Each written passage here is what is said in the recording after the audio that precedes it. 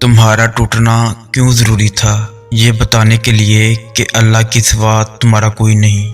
تم جس سے بھی اللہ سے بڑھ کر امید لگاتے ہو، اسی کے ہاتھوں توڑے جاتے ہو، کیونکہ قرآن کبھی جھوٹ نہیں کہتا اور مکری کے جالوں سے بھی زیادہ کمزور ہوتے ہیں یہ دنیا کے سہارے۔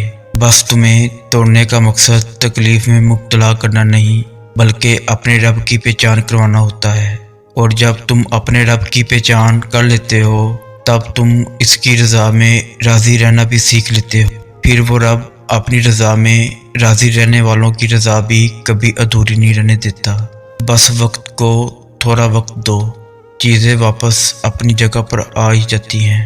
اگر کبھی زندگی میں ایسی تکلیفوں سے گزر رہے ہو جس کا کبھی گمان بھی نہ کیا ہو، تو اطمینان رکھنا کہ اللہ رب و عزت تمہیں راحتیں بھی ایسے ہی عطا کرے گا جن کا کبھی خیال بھی دل میں نہ گزرا ہوگا۔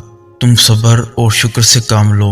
ایک وقت آئے گا جب تم ان دکھوں اور مشکلوں کو سوچ کر مسکرا دو گے جن کی وجہ سے آج پوری رات روتے ہو۔ اللہ پاک کی رضا کے بغیر درخت کا ایک پتا بھی نہیں ہل سکتا۔ تمہاری زندگی میں جو کچھ چل رہا ہے وہ صرف اس کی رضا ہے۔ اگر تم آزمائش سے گزر رہے ہو تو بھی وہ جانتا ہے۔ اگر تم کچھ مانگ رہے ہو اور ابھی مل نہیں رہا تو بھی انتظار کرو، وہ تمہیں تمہارے صبر سے بھی آزمائے گا کہ تم اس صبر کا اجر مانگتے ہو یا نہیں۔ یاد رکھنا، اللہ پاک اپنے بندوں کو ان کی طاقت سے زیادہ کبھی نہیں آزماتا۔ اگر کوئی چیز تمہیں اذیت دے رہی ہے، اگر کچھ بول نہیں پا رہے، اسے بتاؤ، ایک وہی ہے جو کن کہہ کر سب بدلنے پر قادر ہے، کیونکہ تم چاہ بھی نہیں سکتے اگر وہ نہ چاہے تو۔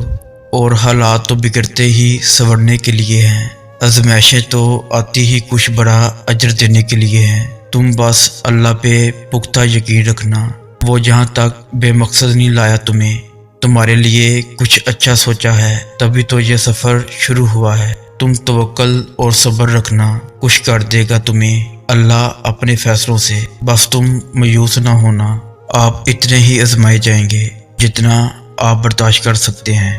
اللہ کا وعدہ ہے، اللہ کسی جان کو اس کی طاقت سے زیادہ تکلیف نہیں دیتا، اور اللہ کا ہر وعدہ سچا ہے۔ اس آزمائش کے بعد آپ کو جو صلہ ملے گا اسے پا کر آپ شکر کے سجدے کرتے چلے جائیں گے۔ طویل ہے مسافت مگر منزل کا یقین ہے، آزمائش سخت ہے مگر وہ بھی تو رحیم ہے۔